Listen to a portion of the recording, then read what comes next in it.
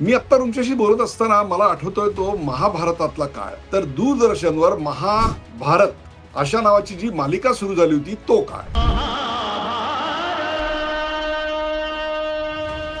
आज जेव्हा मी मालिका आठवतो त्यावेळेला आम्हाला त्यातली युद्धाची दृश्य आठवतात. एक म्हणजे एका बाजूनी एक बाण येतो आणि दुसऱ्या बाजूनी बाण येतो, त्या दोघांची टक्कर होते आणि त्याच्या बॅकग्राऊंडला एक म्युझिक होतं. ती दृश्य जर कोणाला दाखवली तर आजची पिढी युद्धाची दृश्य म्हणून त्याकडे बघू सुद्धा शकणार नाही. याचं कारण ते प्रत्यक्ष युद्धच पाहत. युद्धात बाण वापरणे, गदा वापरणे हे सगळं आता फार पुराणातलं झालं. तलवार घेऊन लढणं महाराजांच्या काळातलं ते देखील इतिहास जमा झालं. तर युद्ध झालंय किंवा होतंय याची जाणीव आपल्याला कुठे होते तर आकाशात किंवा अवकाशात बघून. युद्धाचं स्वरूपच बदललं. म्हणजे सैनिकांनी एखाद्या भूमीवर पाऊल न टाकता सुद्धा तो देश जिंकता येतो, अशी प्रणाली, अशी युद्धाचं तंत्रज्ञान आपल्याकडे आता विकसित झालेलं आहे.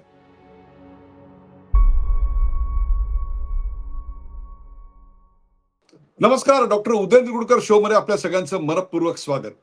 प्रेक्षको, मी आत्ता तुमच्याशी बोलत असताना मला आठवतोय तो महाभारतातला काळ, जो मी पाहिलेला महाभारतातला काळ म्हणजे 4-5 हजार वर्षापूर्वीचा नाही.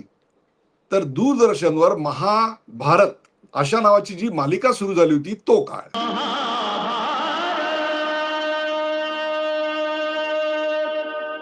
तो दिवस होता 2 ऑक्टोबर 1988 आणि एका महामालिकेला सुरुवात झाली आणि ती महामालिका B.R. चोप्रा यांनी निर्माण केलेली होती. त्या महामालिकेचा प्रत्येक एपिसोड भारतीयांनी अगदी काय म्हणू आपण ज्याला प्राण तळ हातावर घेऊन पाहिला. याचं कारण त्याची लोकप्रियता निव्वळ अफलातून होती. आज जेव्हा मी मालिका आठवतो त्यावेळेला आम्हाला त्यातली युद्धाची दृश्य आठवतात.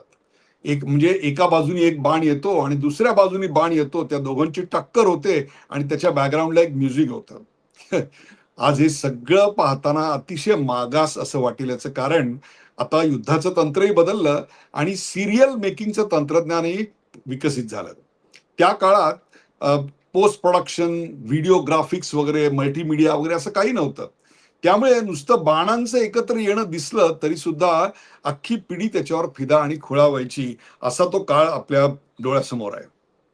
हे सगळं आत्ता आठवायचं कारण म्हणजे आज ती दृश्य जर कोणाला दाखवली तर आजची पिढी युद्धाची दृश्य म्हणून त्याकडे बघू सुद्धा शकणार नाही. याचं कारण ते प्रत्यक्ष युद्धच पाहतायत.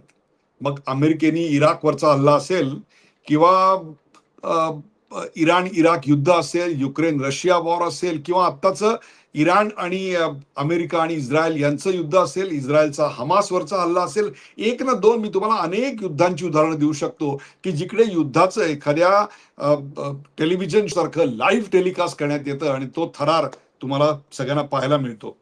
हे सगळं मी तुम्हाला अशा करता सांगतोय की युद्धात बाण वापरणे, गदा वापरणे हे सगळं आता फार पुराणातलं झालं. तलवार घेऊन लढणं महाराजांच्या काळातलं ते देखील इतिहास जमा झालं आणि लाखोच्या संख्येनं फौज घेऊन हल्ला करणं हे देखील इतिहास जमा झालं. ते फार औरंगजेबाच्या, अकबराच्या काळामध्ये, राणा प्रतापच्या काळामध्ये आपल्याला पाहायला मिळायचं. आपण इतिहासात वाचायचो की शाहिस्ते खान शिवाजी महाराजांच्या स्वराज्याला बुरवणा करता 5 लाखाचं सैन्य घेऊन पुण्याच्या दिशेनं कूच करायला लागला आणि मग आपल्याला ते सगळं दृश्य 5 लाखाचं दिसायला लागतं.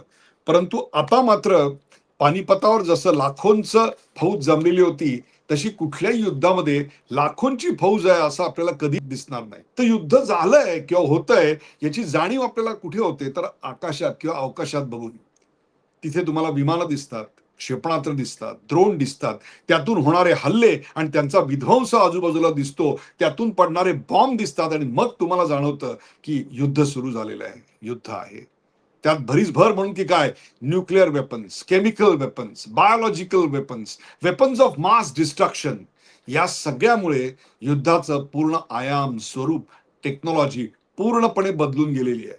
हजारोंची संहारक शक्ती असलेली अनेक अस्त्र, क्षेपणास्त्र आता विकसित झालेली आहेत आणि त्यात भरीस भर म्हणून की काय, आर्टिफिशियल इंटेलिजन्सनी निर्माण केलेल्या AI सॉफ्टवेअर टूल्सची. एक छोटंसं उदाहरण देतो. इस्रायल आणि हमास यांचं युद्ध डोळ्यासमोर आणा.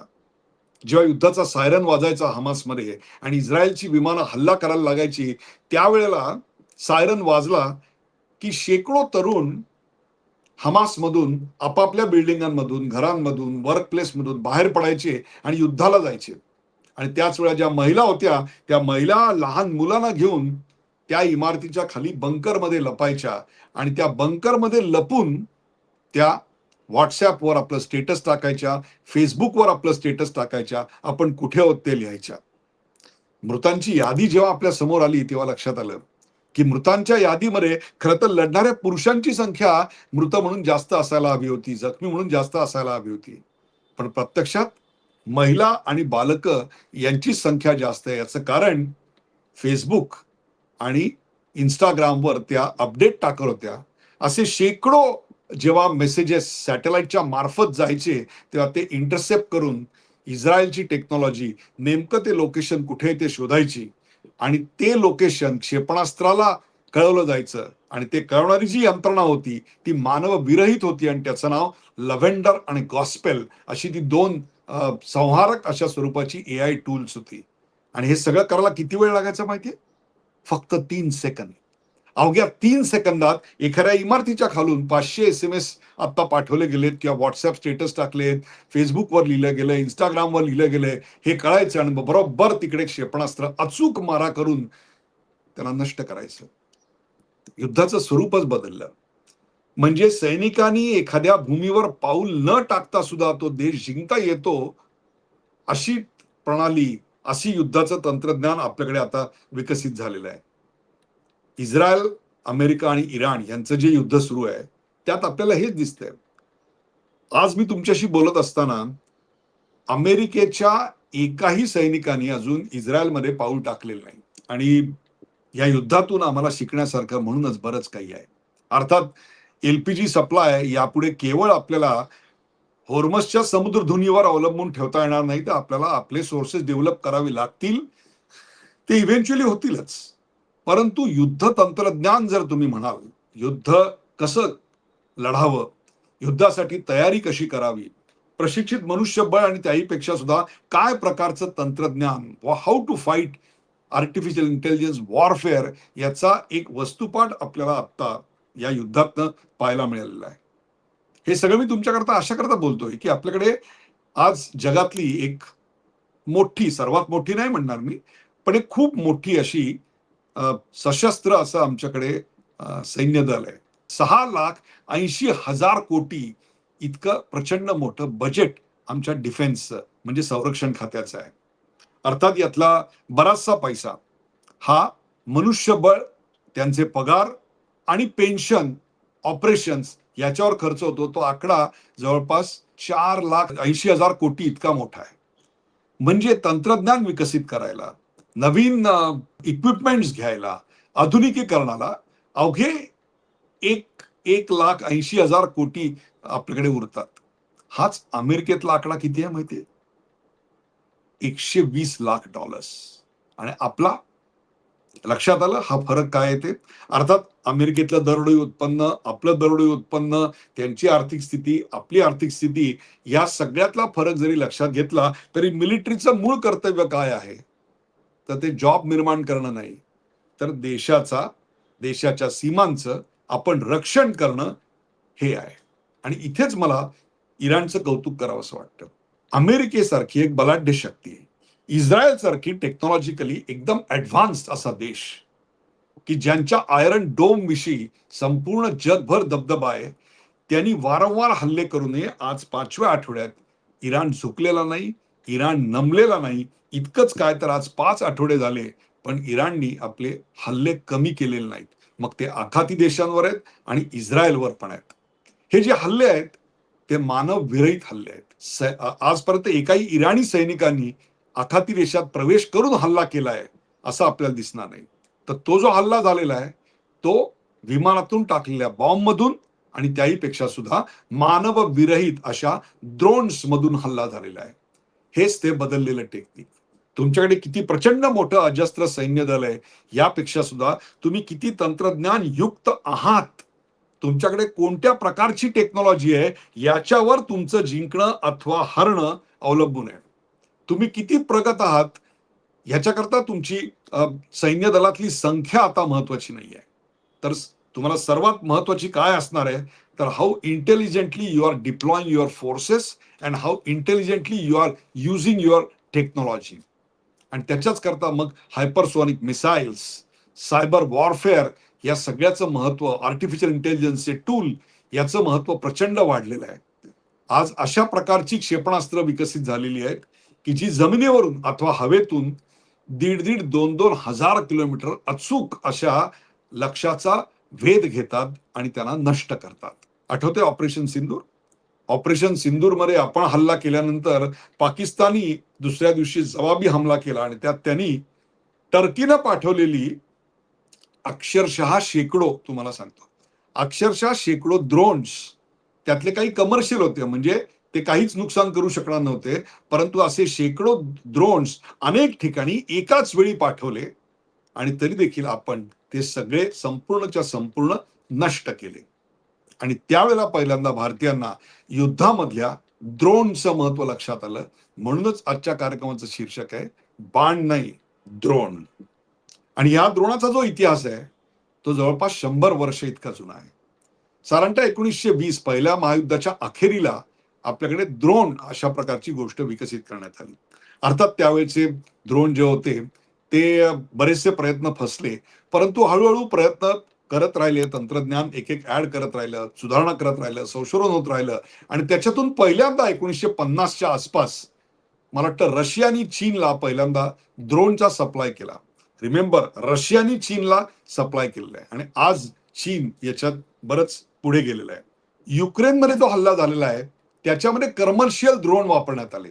आता कमर्शियल ड्रोनची जी किंमत आहे ती मिलिटरी ड्रोन पेक्षा कमी असते. याचं कारण मिलिटरीच्या ड्रोनमध्ये टायटॅनियम आणि कार्बन फायबर हे दोन्ही वापरले असतं, which is very expensive to use.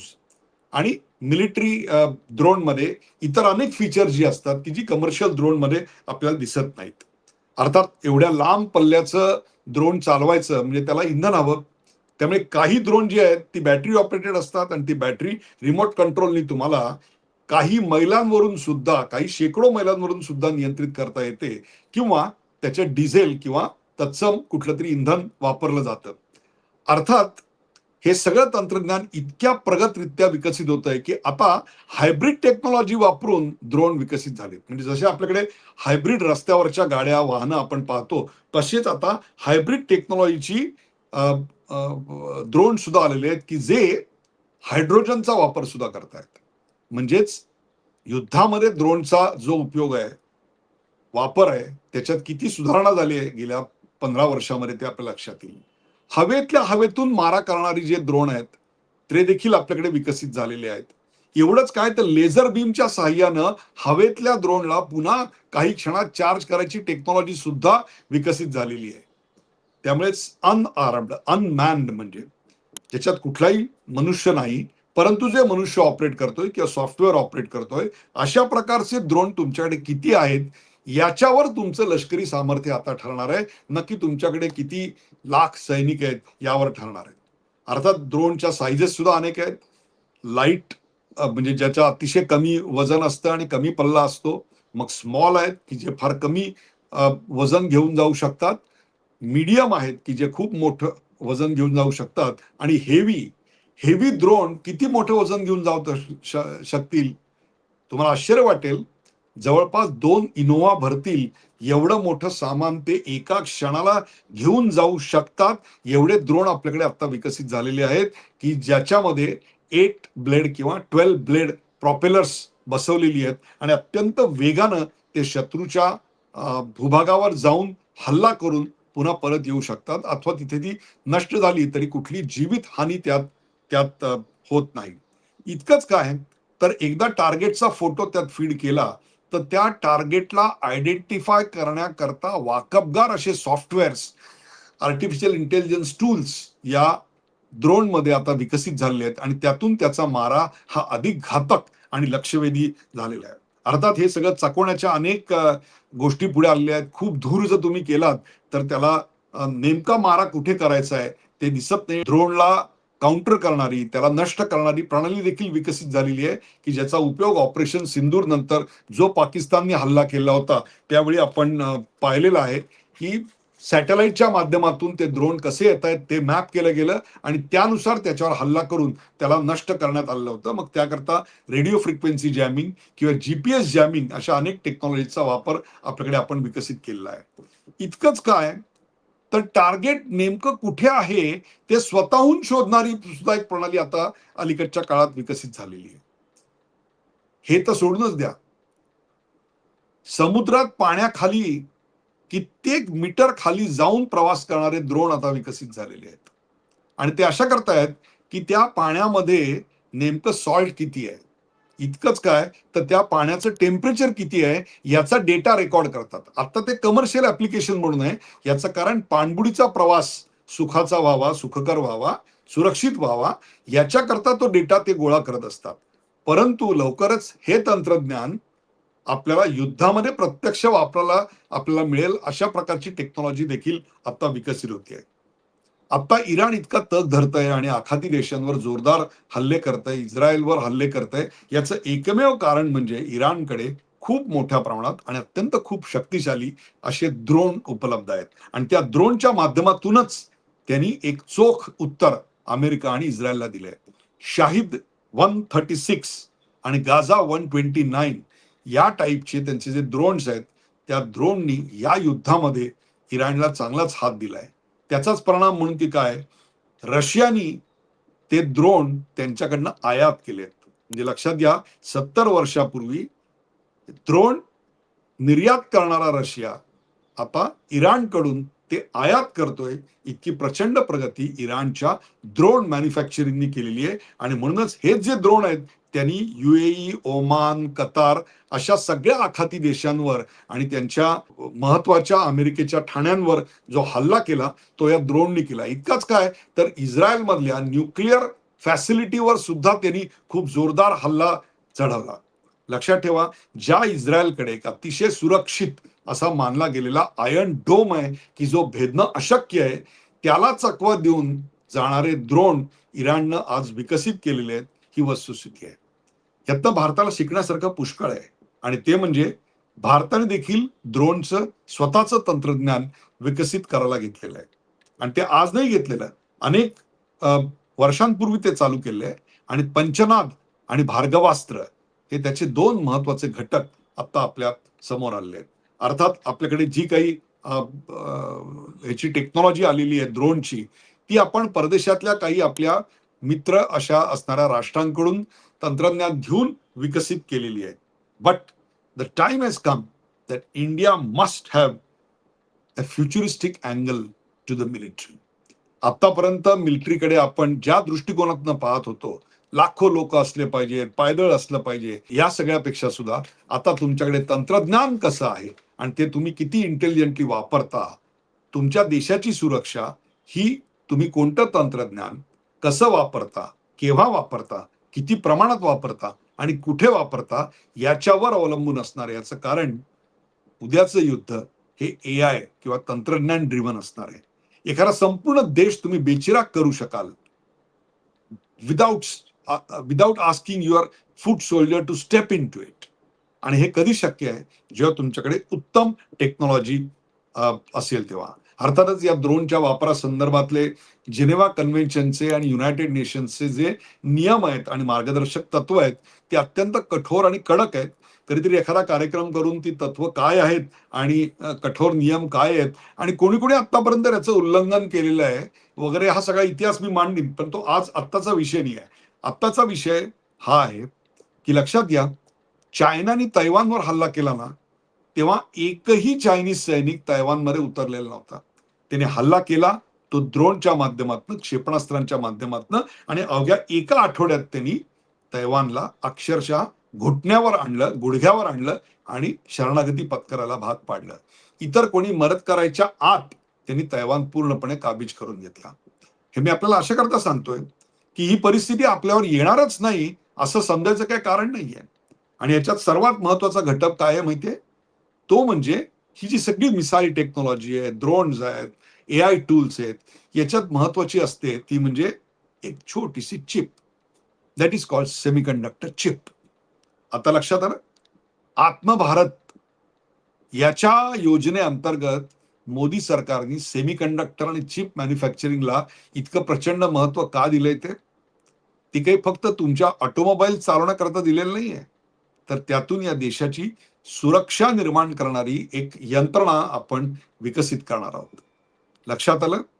हा देश नुसता पोलादी तंत्रज्ञानाच्या आधारावर नाही, तर पोलादी छाती आणि पोलादी इच्छाशक्तीच्या आधारावर सुरू आहे.